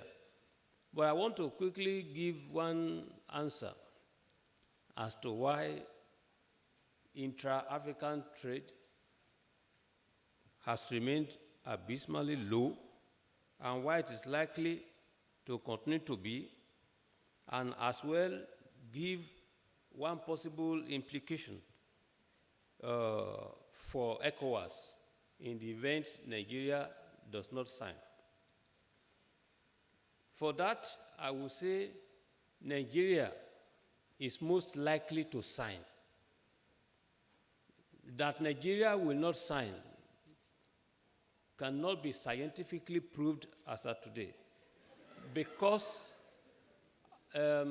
Nigeria has encouraged consultations, and the consultations are on.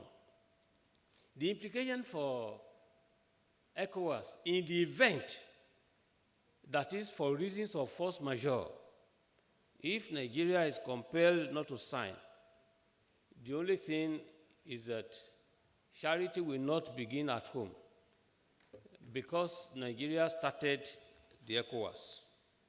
1975. And, okay, thank you. Okay.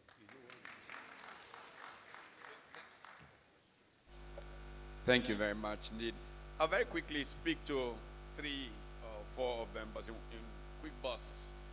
The first one is the consultation business. Yes, we can consult a lot more, and we need to. I think Nigeria's public sphere is seriously challenged. We don't have good public conversation in our country, and it affects public policy making. I constantly, when I get a chance, try to remind people about the work of Jürgen Habermas on the public sphere. And I think you lawyers have a very important role to play in elevating the public sphere. We won't get good governance if we don't get quality, reasoned public conversation. It's lacking in our country. But the second part of that is, even if you spoke to manufacturers in Nigeria every day for 1 year, they will complain on this subject. And I'm not talking as an outsider. I was on that National Council for years. And this is for a very sometimes understandable reason. Nigerian manufacturing came out of the import substitution industrialization strategy. And because of the nature of that strategy, Nigerian manufacturing, of course compounded by infrastructure issues that we have, is uncompetitive. I've argued that manufacturing needs to turn around and be based primarily on our factor endowments. We take an endowment we have in Nigeria, and you can become the leading, most competitive global player on that value chain, and you focus on it and do everything to be competitive. What is needed is a conversation on how to reorient Nigerian manufacturing. We have gone into deindustrialization for many years already, and we need a clear national strategy to rethink how we manufacture. So I'll just leave it at that because it's a very important conversation to have. Question by Mrs. Zuora on why corruption is not mentioned. Something very pervasive, and in many ways we live in denial about it, but it has severe implications for business. I gave the example already in my own remarks about that.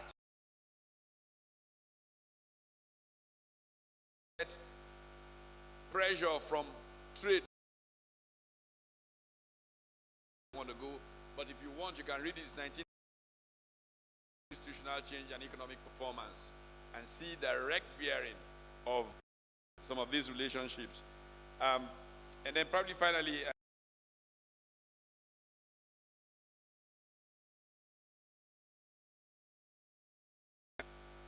because we institutional, what can happen when institutional arrangements are weak is that relationships, Africa, and they're very importantly to facilitate trade. So that needs to be facilitated. Yeah, thank you very much. I think I'm just going to address one question. The question about the safeguard measures built into the agreement and their destructive nature. I think we must understand that in the context of the negotiation, like Ambassador Sakwe said, it's a balance of rights and as well as obligations. So what happens is this. So you're negotiating. A country comes up with a scenario which it feels that might be plausible, but it feels that there is a possibility of that scenario and that that scenario could affect its interest in its way. As good negotiators, what you're supposed to do is find some kind of way to accommodate that fear, whether it is relevant, whether it is plausible, whether it's not even realistic. And as such, what you have in the agreement are redundancies that cater for every single situation. And I think even in the legal language, what it does is that it gives comfort to the parties that in the unlikely scenario that this happens, then at the very least, I could possibly use this mitigation clause to address it.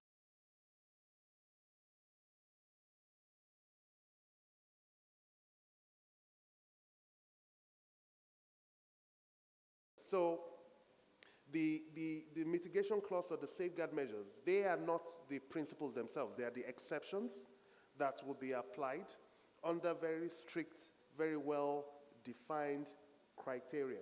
So for example, if you're alleging that there is dumping, there is a clear process, there is clear criteria for establishing the existence of dumping, as well as what you then do to address that dumping.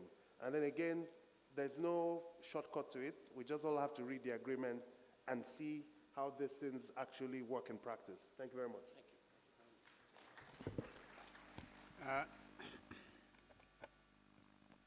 Thank you very much for great questions.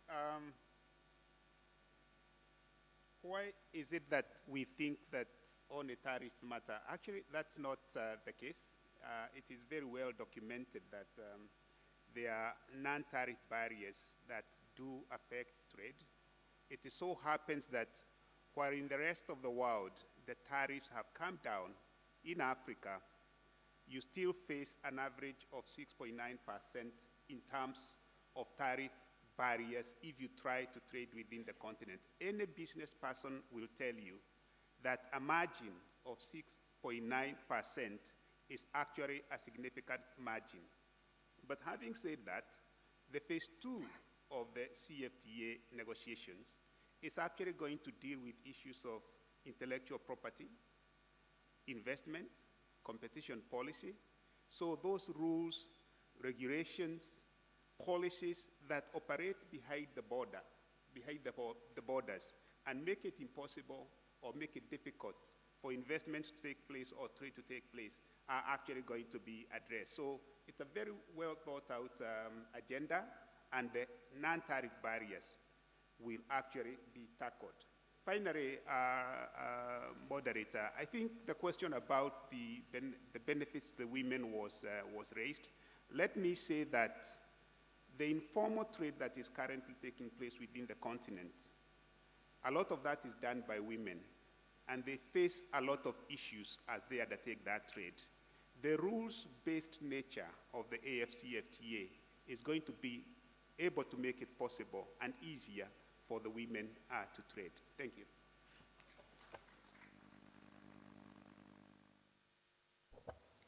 Thank you. Thank you very much indeed. On question number 1 regarding consultations, Pat has largely answered that question, but let me make a couple of additional points. We had established a pre-agreement consultative process. What we are currently involved in is a post de jure for the agreement consultative process.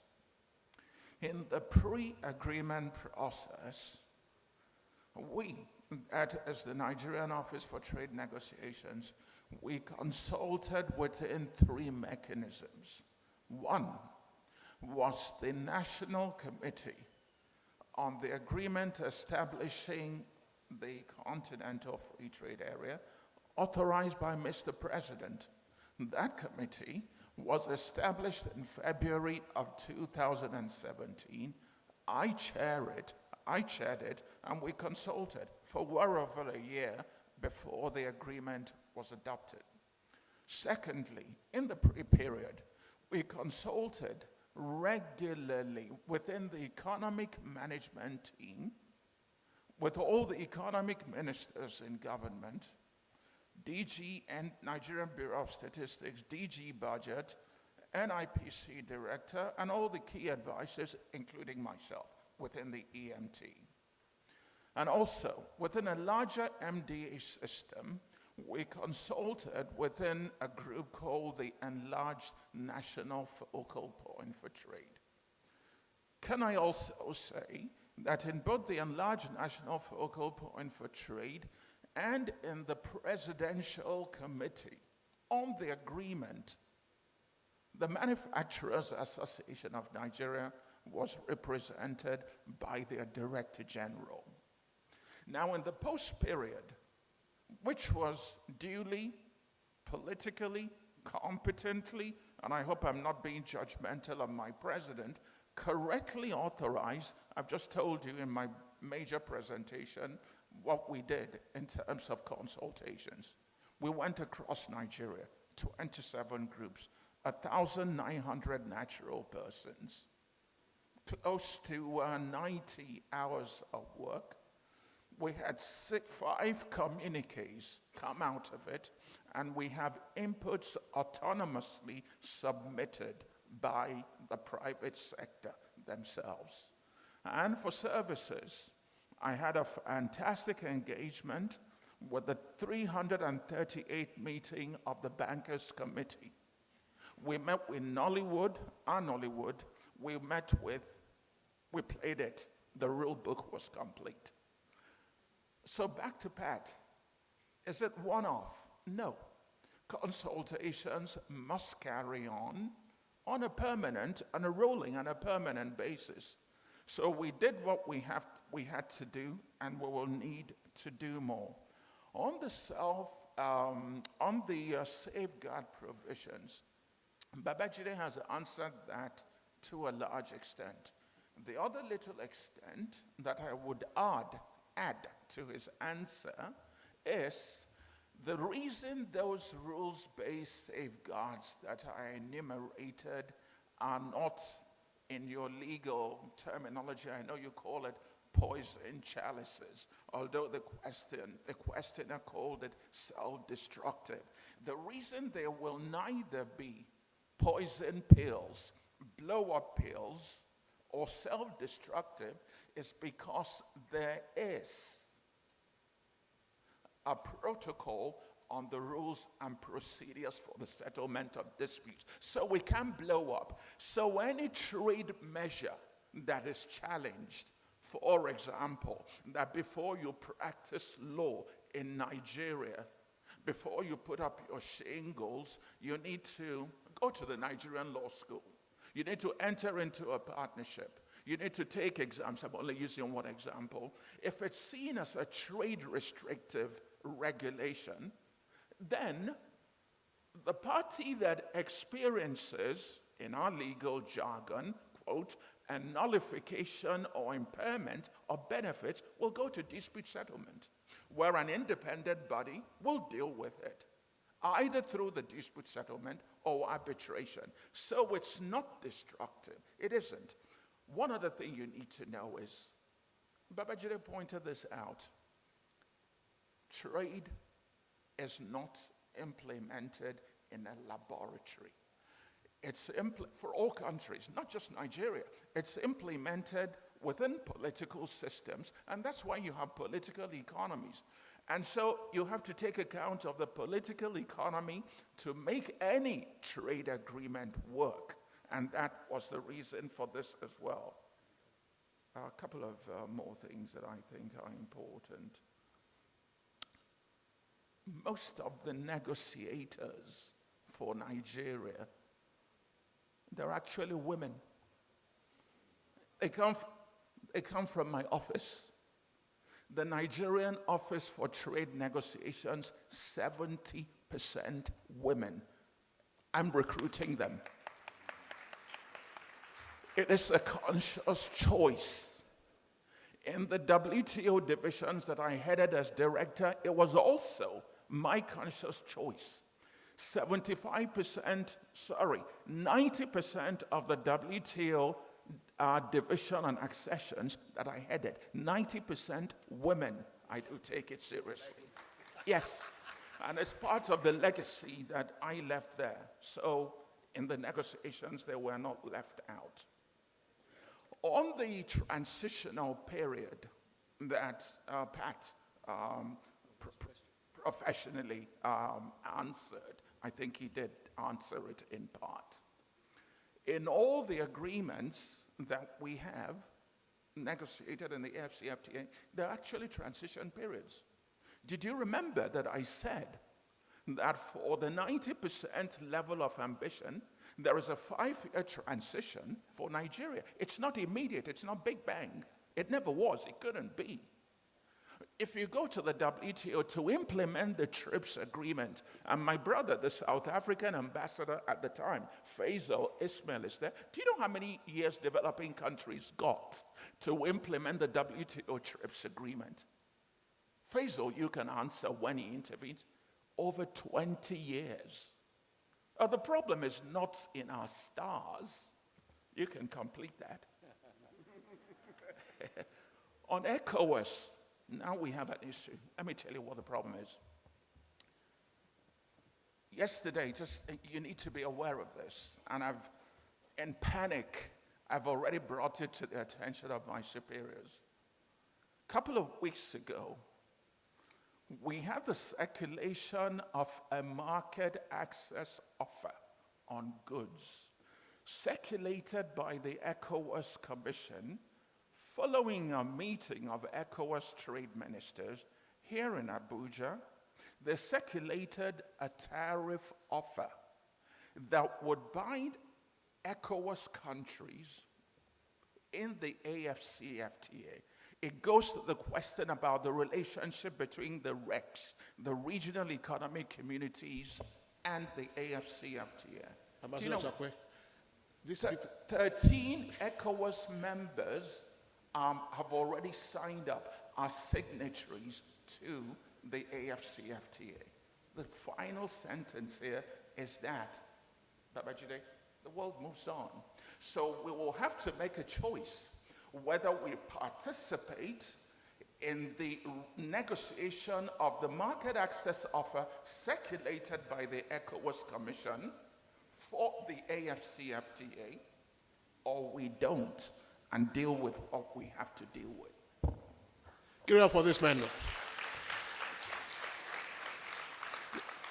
The trouble is that he's a master of the facts and he's also eloquent. How do you stop him? Ladies and gentlemen, we have gradually come to the end of this session. I am trusting that you are taking some profit from it. There is one factor which was not loudly mentioned. Please go and study the dispute resolution mechanism under CFTA. It is a gold mine for lawyers. The procedures, the appellate structure, it is a gold mine, and nobody else can engage in that side of the business. But it is for all Africa. It does not mean that a Sierra Leonean client cannot hire a Nigerian lawyer. You get what I'm saying now? So this matter is a serious matter. Let us take it seriously. I would like you to put your hands together for this brilliant panel.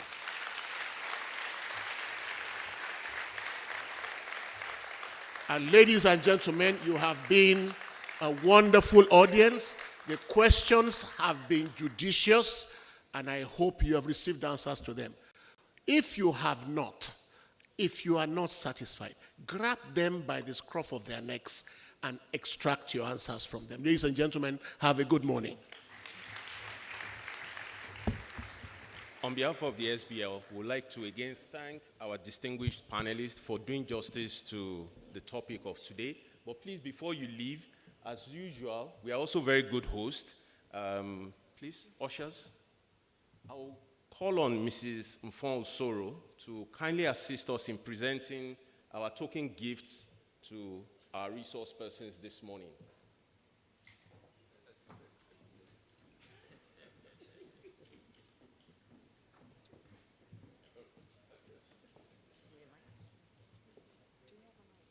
Yes. On behalf of microphone. On behalf of the microphone, please. Okay. On behalf of the SBL, we would like to thank Professor Bola Akinteriwa for taking time out to be here. We're very grateful. Thank you. On behalf of the SBL, we would like to thank Professor Patu Tomi. We're very grateful. We'd also like to thank Ambassador. I'll have to speak to this speaker. We grab opportunities these days. Women don't wait to be given opportunities. We create opportunities for ourselves. So I will repair the apparent damage to the constitution of the panel. I am very pleased indeed to have the opportunity of meeting Mr. Sakwe. I would like to sit in the foot of his stool to learn more from him. We are absolutely enthralled. that we have you, a Nigerian, who has been involved in the conceptualization and implementation of several trade agreements. And we can see that you have brought your knowledge of the WTO agreement to repair some of the loopholes and tighten the knots in the African Continental Free Trade Agreement. So on behalf of all the lawyers, we are really grateful. And please, we would like lawyers to be involved in the negotiation of these treaties. You've mentioned MAN, you've mentioned one other associations, but we need to see the NBA. We need to see the Minister of Justice and Attorney General bringing in the legal profession into the agreement. So thank you very much for giving me this opportunity. And where is this gift? Ambassador Osakwe, thank you so very much.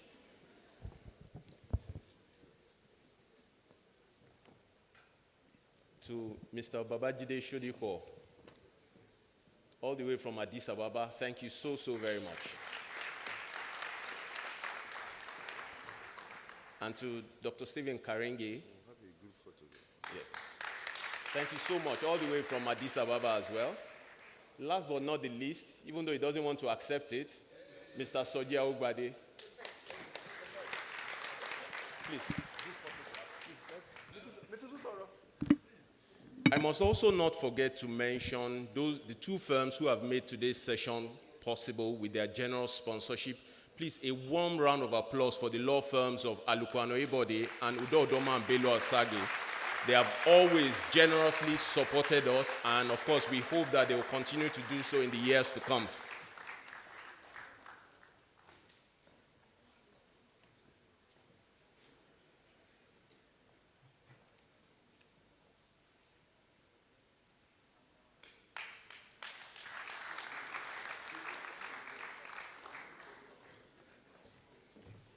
Please, a few housekeeping announcements.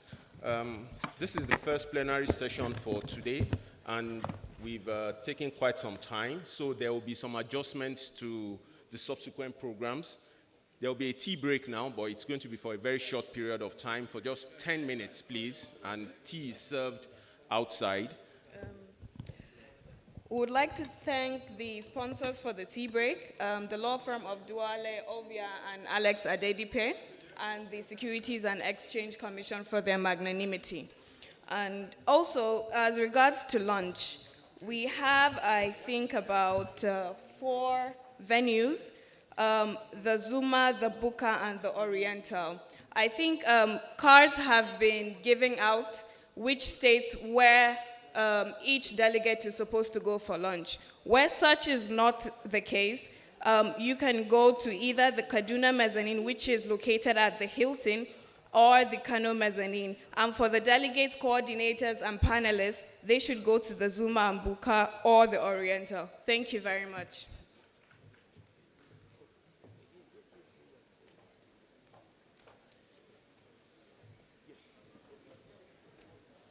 Please, tea break, 10 minutes. Thank you.